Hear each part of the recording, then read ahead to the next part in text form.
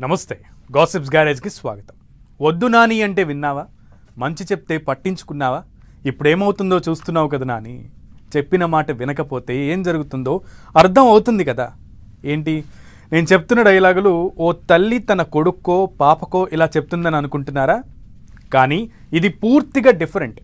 ఏపీలో ఆ ముగ్గురు నానీలకు వచ్చిన కష్టం గురించే ఇప్పుడు హాట్ టాపిక్. తీన్ లీడర్ హై నామ్ ఏకీ హై అన్నట్లుగా ఉన్న ఆ ముగ్గురు లీడర్ల పరిస్థితి రివర్స్ అయిపోయింది. ఒక్కొక్కరు ఒక్కో క్రిటికల్ సిచ్యువేషన్ ఫేస్ చేస్తున్నారు. సైకిల్ సవారీకి రెడీ అయిన ఓ నేతకు బ్రేకులు పడుతుంటే మరో ఇద్దరు లీడర్లు కేసులు ఎదుర్కొంటున్నారు. ఏపీలో ఆ ముగ్గురు పేర్లు ఎందుకు అంత స్పెషల్? అపోజిషన్లోకి వచ్చాక నానీల పరిస్థితి అలా ఎందుకయింది?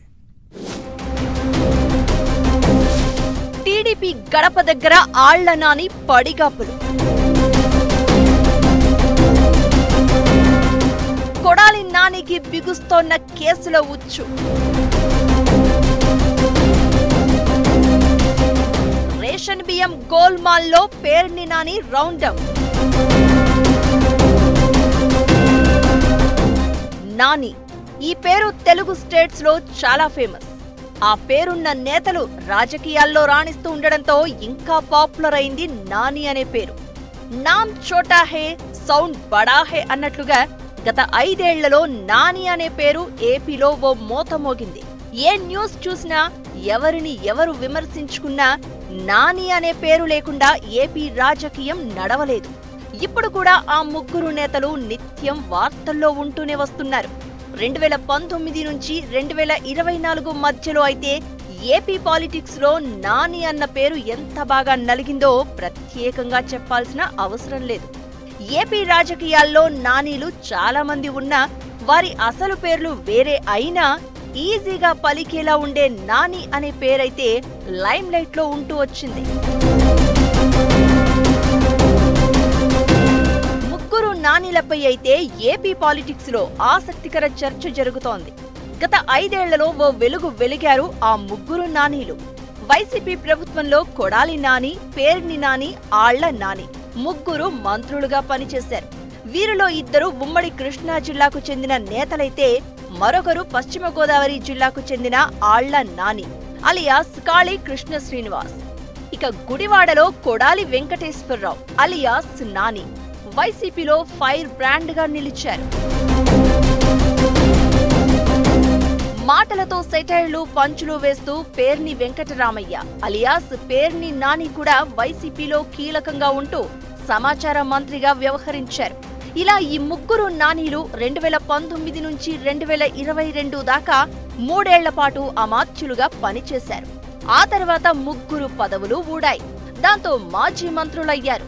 2024 ఎన్నికల్లో వైసీపీ ఘోరంగా ఓటమి పాలు కావడంతో నానీల పరిస్థితి గమ్మత్తుగా మారింది. ఒక్కొక్కరిది ఒక్కో కష్టం అన్నట్లుగా మారిపోయింది సీన్. ఎన్నికల రిజల్ట్ వచ్చిన వెంటనే కొడాలి నాని ఫుల్ సైలెంట్ అయిపోయారు.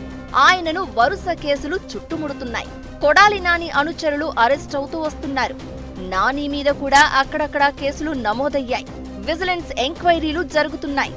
ఆయనను అరెస్ట్ చేయాలంటూ టీడీపీ క్యాడర్ నుంచి కూటమి ప్రభుత్వం మీద తీవ్ర ప్రెజర్ కొనసాగుతోంది. ఈ నేపథ్యంలో న్యూ ఇయర్ లో కొడాలి నానికి కష్టాలు తప్పవన్న టాక్ వినిపిస్తోంది. ఇక మరో నేత ఆళ్ల నాని వైసీపీకి రాజీనామా చేసి టీడీపీ గడప దగ్గర ఉన్నారు. ఆ పార్టీలో చేరేందుకు ఆయన వెయిట్ చేస్తున్నారు.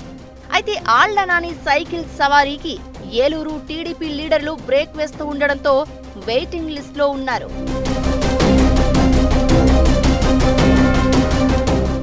పేర్ని నాని మీడియా ముందుకు వచ్చి వైసీపీకి ఒక బలమైన వాయిస్ గా ఉంటున్నా ఈ మధ్య రేషన్ బియ్యం వ్యవహారంలో ఆయన చిక్కుల్లో పడ్డారు. పేర్ని నానితో పాటు ఆయన సతీమణి మీద కేసు నమోదైంది.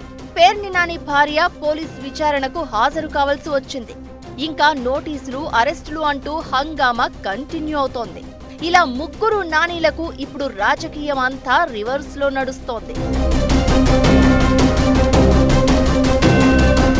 అలా ముగ్గురు నానీల చుట్టూ వెలుగులన్నీ పోయి చిమ్మని చీకట్లు కమ్ముకున్నట్లయింది. కొడాలి నాని అయితే గుడివాడ ముఖం కూడా చూడడం లేదట. అంతేకాదు కొడాలి నాని పాలిటిక్స్ కి గుడ్ బై చెప్పి తన సోదరుడి కుమారుణ్ణి రాజకీయ వారసుడిగా ప్రకటిస్తారని కూడా ప్రచారం జరుగుతోంది. పేర్ని నాని కూడా బాగా డీలా పడిపోతున్నారు. తన కుటుంబం మీద ఆరోపణలు రావడం, భార్య పోలీస్ విచారణను ఎదుర్కోవడంతో కలత చెందారట. ఆయన ఇప్పటికే ప్రత్యక్ష ఎన్నికలకు దూరంగా ఉండి గత ఎన్నికల్లో తన తనయుడు పేర్ని కిట్టును బరిలోకి దింపారు. ఇక ఆళ్ల నాని కూడా టీడీపీలో చేరికకు గ్రీన్ సిగ్నల్ రాకపోతే పొలిటికల్ చౌరస్తాలో నిలబడ్డట్లు అవుతుందని ఆళ్ల నాని డైలమాలో ఉన్నారట. ఇక వీరితో పాటుగా మరో నాని కేసినేని నాని. రాజకీయంగా ఆగమైన నాయకుల్లో ఆయన ఒకరు. విజయవాడ ఎంపీగా వరుసగా 2 సార్లు టీడీపీ నుంచి గెలిచిన ఆయన 2024లో మాత్రం వైసీపీలో చేరి ఎంపీగా పోటీ చేసి ఓడిపోయారు. ఆ తర్వాత రాజకీయాల నుంచి తప్పుకుంటున్నట్లు ప్రకటించేశారు. అలా 5 ఏళ్ల పాటు లైమ్ లైట్ లో ఉంటూ వచ్చిన నానిల రాజకీయం ఇప్పుడు తలకిందులైంది. ఇలా అయిందేంటి నాని అంటూ టీడీపీ క్యాడర్ సెటైర్లు వేసే పరిస్థితి వచ్చేసింది.